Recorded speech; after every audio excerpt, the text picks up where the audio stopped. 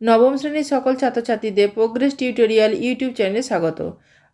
আমাদের আজকের আলোচনার বিষয় হলো নবম শ্রেণীর বাংলা কবিতা কবিকঙ্কন মুকুন্দরাম চক্রবর্তীর কলিঙ্গ দেশের ঝড় বৃষ্টি কবিতাটির গুরুত্বপূর্ণ অতি সংক্ষিপ্ত প্রশ্ন উত্তর। তাই আজকের ভিডিওটি নবম শ্রেণীর ছাত্রছাত্রীদের জন্য ভীষণ গুরুত্বপূর্ণ। তোমরা ভিডিওটি কোথাও স্কিপ না করে পুরোটা দেখো। আর একটা কথা বলি, প্রোগ্রেস টিউটোরিয়াল এমন একটি চ্যানেল যেখানে নবম দশম শ্রেণীর প্রথম, দ্বিতীয় ও তৃতীয় পর্যায়ক্রমিক মূল্যায়নের কোশ্চেন প্যাটার্ন অনুযায়ী বিভিন্ন ধরনের প্রশ্ন উত্তর আলোচনা করা হয়ে থাকে। এই ধরনের ভিডিওগুলি পেতে চ্যানেলটি অবশ্যই সাবস্ক্রাইব করো এবং বেল আইকন প্রেস করে অল নোটিফিকেশন অন করে রেখো। এছাড়া ভিডিওটিকে লাইক, কমেন্ট, শেয়ার করো। প্রথম প্রশ্নটি দেখো, কলিঙ্গ দেশে ঝড় বৃষ্টি কবিতাটি কার লেখা, কোন কাব্য থেকে নেওয়া হয়েছে? উত্তর, কলিঙ্গ দেশে ঝড় বৃষ্টি কবিতাটি কবি মুকুন্দ চক্রবর্তীর লেখা অভয়ামঙ্গল নামক চণ্ডীমঙ্গল কাব্য থেকে নেওয়া হয়েছে। দুয়ের দাগের প্রশ্নটি দেখো, মুকুন্দ চক্রবর্তীর অভয়ামঙ্গল আর কি কি নামে পরিচিত?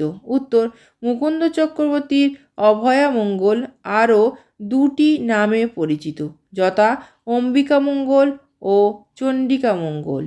তিনের দাগের প্রশ্নটি দেখো, কলিঙ্গ দেশে ঝড় বৃষ্টি এই অংশের আগের ও পরের অংশের নাম কি?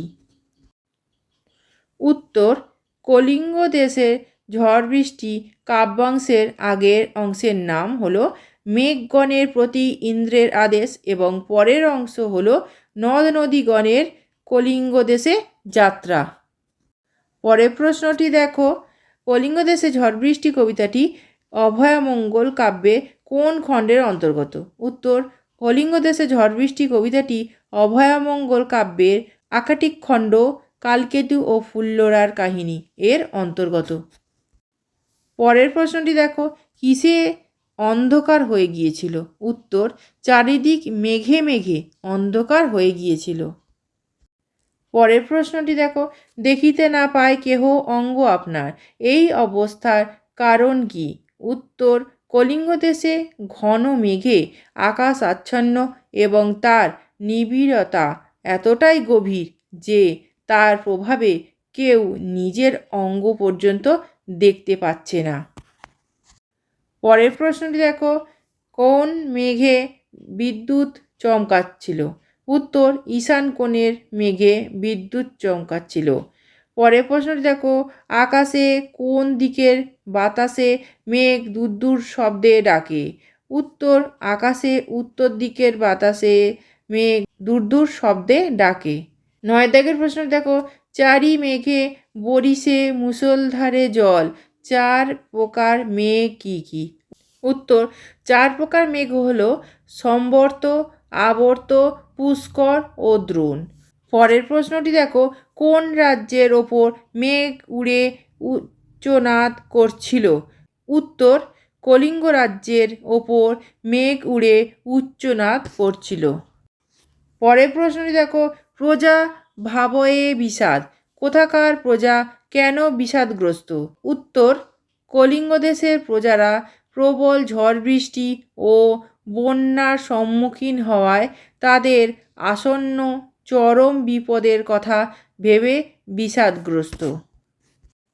পরের প্রশ্নটি দেখো, কলিঙ্গ দেশে প্রজাগণ বিষাদে কী ভাবছে? উত্তর, কলিঙ্গ দেশের প্রজাগণ মনে মনে ভাবছে যে প্রলয় আসবে, অর্থাৎ ধ্বংস হবে চারিদিক। পরের প্রশ্নটি দেখো, প্রলয় গণিয়া প্রজা ভাবয়ে বিষাদ, প্রজারা প্রলয় গুনছে কেন? উত্তর, ঘন মেঘের কারণে চারিদিকে যেন ধ্বংসের আবহ, অনাগত সেই পরিণতির কথা ভেবে কলিঙ্গ দেশের প্রজারা প্রলয় আসার প্রহর গুনছে। পরের প্রশ্নটি দেখো, বিপাকে পড়ে প্রজারা কি করছিল? উত্তর, বিপাকে পড়ে প্রজারা ভবন বা ঘর বাড়ি ছেড়ে দৌড় দিয়েছিল। পরের প্রশ্নটি দেখো, বিপাকে ভবন ছাড়ি প্রজা দিল রড়, কেন? উত্তর, বিপদ বুঝে প্রজারা ঘরবাড়ি ছেড়ে বাইরে দৌড় দিয়েছিল, কারণ ঘর ভেঙে চাপা পড়ে মৃত্যুর আশঙ্কা ছিল। পরের প্রশ্নটি দেখো, ধুলে আচ্ছাদিত হইল যে ছিল হরিত, পংক্তিতে কবি কি বুঝিয়েছেন? পংক্তিটির মাধ্যমে কবি বলতে চেয়েছেন প্রবল ঝড় বৃষ্টির কারণে কলিঙ্গ দেশের সবুজ গাছগাছালি, মাঠঘাট সব কিছু ধুলোয় ঢাকা পড়ে গিয়েছে। পরের প্রশ্নটি দেখো, সবুজ শস্যক্ষেত্র কিসে আচ্ছাদিত হলো? উত্তর, সবুজ শস্যক্ষেত্র ধুলোর ঝড়ে আচ্ছাদিত হলো। পরের প্রশ্নটি দেখো, উল্টিয়া পড়ে শস্য, শস্য উল্টে পড়ার কারণ ও প্রভাব উল্লেখ করো। উত্তরটি দেখো, শস্য উল্টে পড়ার কারণ হলো অকস্মাৎ কলিঙ্গ দেশে ঝড় বৃষ্টির আবির্ভাব এবং তার প্রভাবে সৃষ্টি হওয়া প্রবল প্রাকৃতিক দুর্যোগ। পরের প্রশ্নটি দেখো, প্রজা চমকিত, প্রজারা চমকে উঠেছিল কেন? উত্তর, শস্যপূর্ণ গাছ উল্টে পড়ে তছনছ হয়ে গিয়েছিল, তাই শস্যহানির আশঙ্কায় ও অনাহারের কল্পনায় প্রজারা চমকে উঠেছিল। পরের প্রশ্নটি দেখো, চারি মেঘে জল দেয় অষ্ট গজরাজ। অষ্টগজরাজ কি?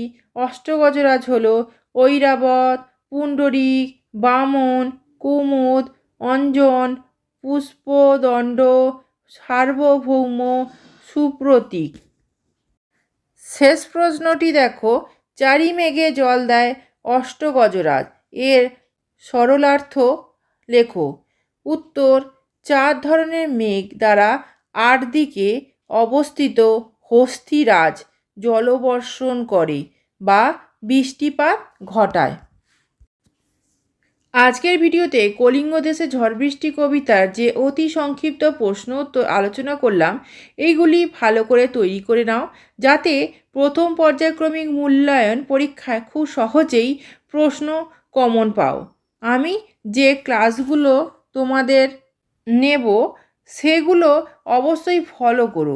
বাড়িতে তো অবশ্যই পড়ছো, তোমাদের টিউটররা পড়াবেন, তোমাদের বিদ্যালয়ের শিক্ষক শিক্ষিকারা পড়াবেন। এছাড়া আমি তোমাদের জন্য অনেক ক্লাস নিয়ে আসছি, ইতিহাস, ভূগোল এবং বাংলা, সেগুলো তোমরা ফলো করো। এই ভিডিওটি যদি ভালো লেগে থাকে তাহলে অবশ্যই লাইক, কমেন্ট, শেয়ার করো এবং চ্যানেলটিকে অবশ্যই সাবস্ক্রাইব করো। এছাড়া প্রোগ্রেস টিউটোরিয়াল ফেসবুক পেজটি লাইক ও ফলো করে রেখো। আজকের ভিডিও এই পর্যন্ত। ধন্যবাদ।